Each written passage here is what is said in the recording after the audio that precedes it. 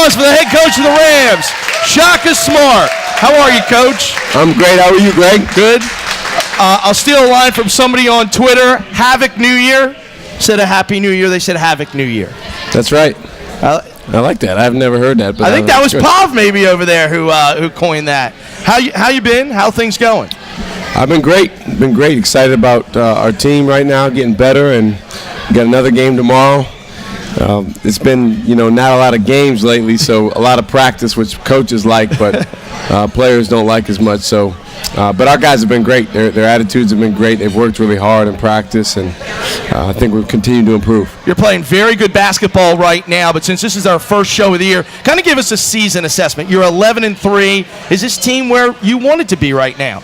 Well, we are from the standpoint of we're getting better. I've been asked that a lot, and if you play 14 games, where you want to be is 14-0 if you go by a record standpoint. But I think anyone in the country could say that. I think we've played a really good schedule. I think we have gotten better over the past few weeks. I've really been pleased with the progress we've made both in practice and in the game in terms of our defensive effort and attention to detail. To be honest with you, Greg, effort really has been good for the most part all year long, but just some of the details and some of the little points of discipline have been much better, and you see that evidenced in some of the scores. We've given up 57, 52, and 50 points in the last 3 games, and we're going to win a lot of games if we can hold teams in the 50s. You mentioned these last 3 games. Again, you mentioned 53 points, holding your opponent to 35% from the field, and forcing on average 23.7 turnovers. That's pretty stout on defense. Well, actually, with our full court pressure, we've gotten a little bit more selective with when we trap and where we trap. So our numbers in terms of the number of traps we have are down, but the turnovers forced and the steals are up, and that's a credit to our guys. The level of discipline that they've shown, and really doing a good job putting pressure on the basketball. The last 2 games have been back-to-back wins over ACC schools. In fact, VCU has 3 wins over ACC schools for the first time in school history. Where have you maybe seen the most improvement in these last 3 games? We're talking Wofford, the rout over Tech, and the win over BC in Brooklyn. Well, I think the first thing, Greg, is, we're fortunate to, even in our schedule, to get a chance to play 4 ACC teams. So you don't win 3 ACC games without getting that opportunity. So, hopefully we can continue to make progress in scheduling. Not a lot of people know, but the challenge of non-conference scheduling is pretty high. And Mike Morrell and myself work together on our staff to put together our schedule. And unfortunately, it's not as simple as calling up one of the Blue Bloods and saying, hey, would you come up to the Siegel Center and play? They have to actually agree to play. So we've been pleased with the progress we've been able to make with our schedule, and I think in future schedules our fans will be excited about that. The last 3 games, again, we've made a lot of progress on the defensive end. I think Briante has led the way just with his defense on the ball, particularly taking a lot of pride in defending Olivier Hanlon, who's an NBA-level guard that plays for Boston College that we really gave a hard time to. I talked to you in the bowels of the Coliseum after the Virginia Tech game. You thought at that point that was the best game, most complete game you had played. With that whole game and then maybe the second half of BC, was that on the kind of the same par?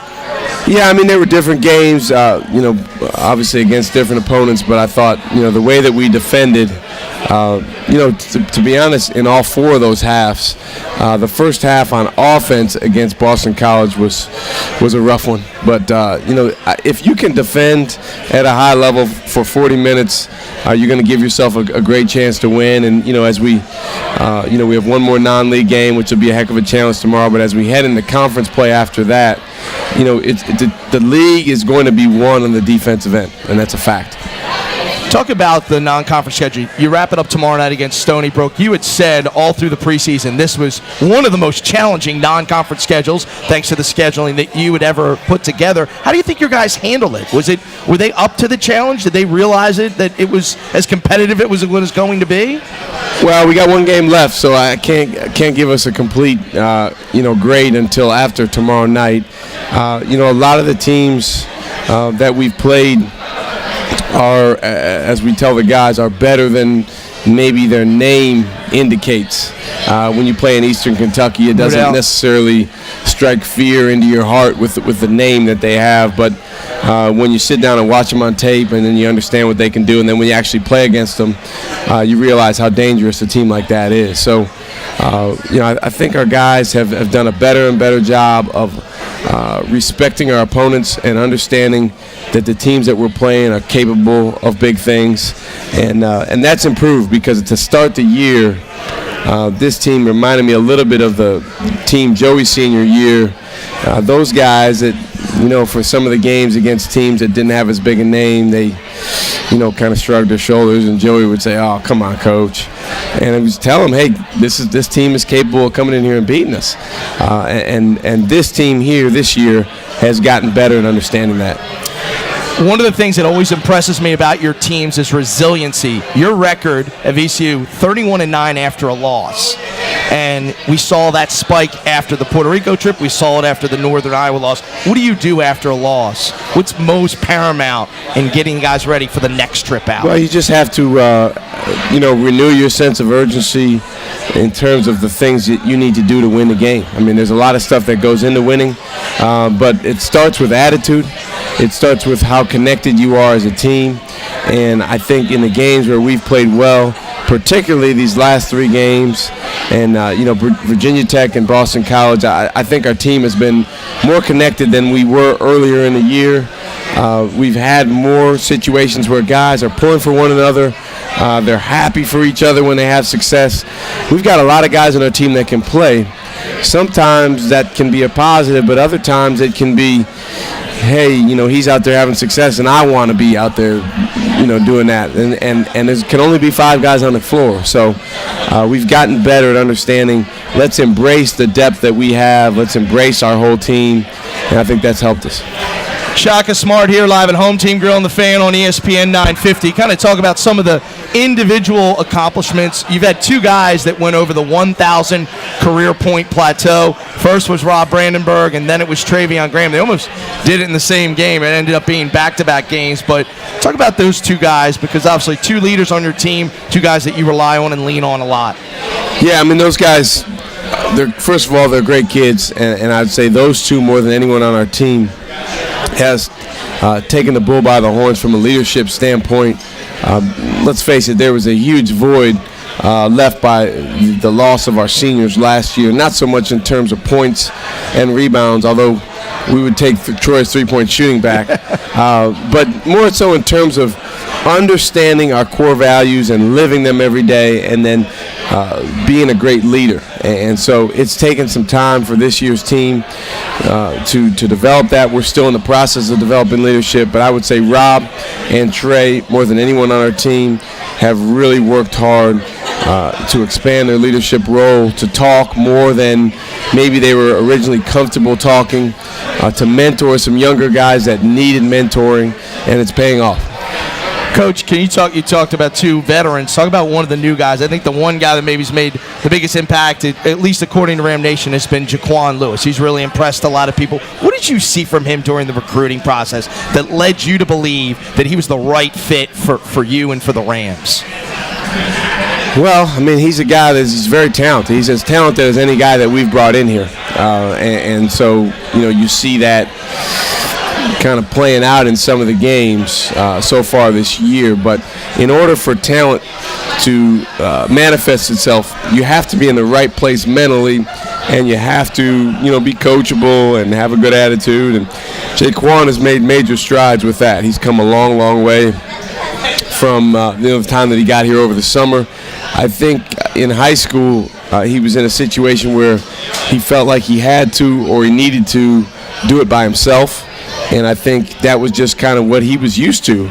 And he got here, and he slowly but surely learned that that's not how we do things. It's not one guy doing it for himself or by himself. It's 5 guys working together. You're going to have to be coachable. You're going to be held accountable. He's further ahead on one end of the floor than he is on another. But you know what? The stuff that he does on the offensive end, a lot of that cannot be taught.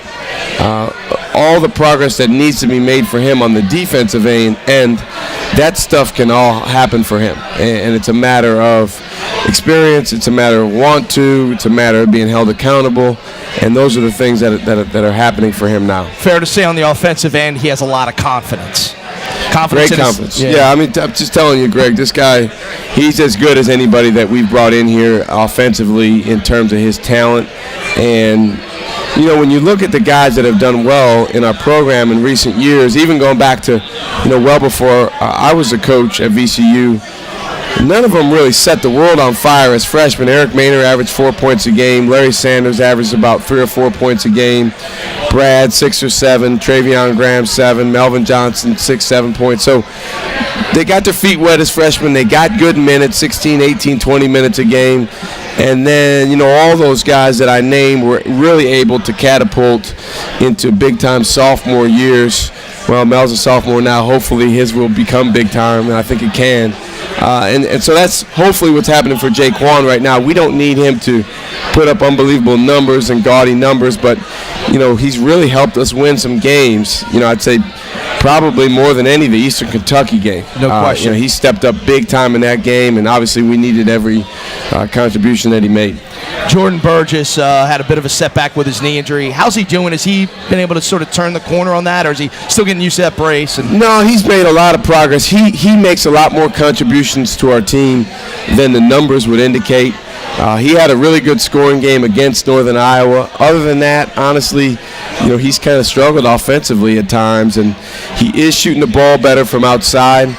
His two-point percentage will continue to get better. It's not very good right now, you know, partly because the game's just a lot faster than what he was used to before this year. And he's still making the adjustment to playing in games at VCU. But, man, he is a valuable player. He's as valuable as really anyone on our team in terms of having him out there on the floor, him affecting our team. He's the most reliable guy on the defensive end to be in the right place at the right time, and those sorts of things are huge. Finish up with a third newcomer who's maybe had the biggest impact, and that's Mo Alley Cox. You know, Dick Vitale used to talk about the all-airport team, guys walking through the airport. I know that's the first comment I hear people make, even in Brooklyn. Yeah. Fans from other teams were talking about just his physical attributes. No, he's unreal, man. I mean, I'll put it to you this way. We have an NFL scout coming to shoot around tomorrow to watch Mo. There's no lie. So that's what he has in terms of his physical capabilities. But he also he really has great timing, blocking shots. He's gotten better and better at grabbing rebounds and using his body.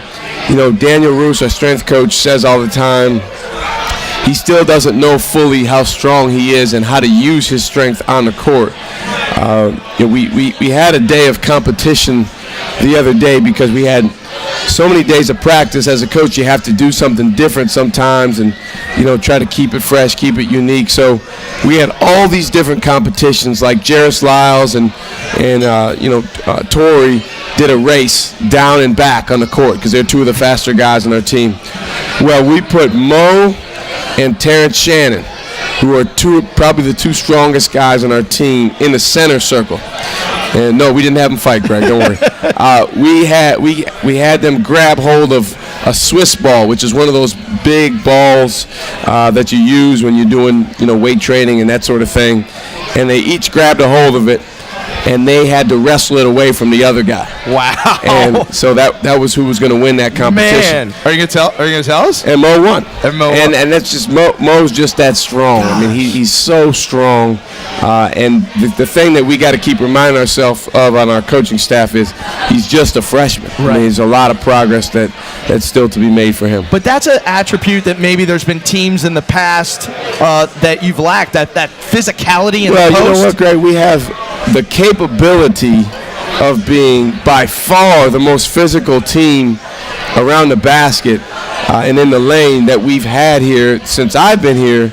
But it's not good enough to just be big and strong, like you said, all airport team. You've got to go out and do it. You've got to go out and put your body on people. Javante Reddick is 250 pounds. You know, he's not the Javante Reddick that came in as a freshman. But he's got to go throw his body around. Terrence, Mo, those guys, they've gotten better at it in the last few weeks. I'm excited about tomorrow because those guys have all been really good in practice, and we're going to play bigger a little bit tomorrow relative to how we've played lately, just because Stony Brook has a lot of good bigs, and I'm excited to see how those guys can do. We're going to talk about tomorrow night's opponent, Stony Brook, and kind of a look at the A-10, because obviously your A-10 schedule gets started. So one more segment with Coach Smart coming up. We're live at Home Team Grill and the Fan. This is the Shaka Smart Radio Show on ESPN 950.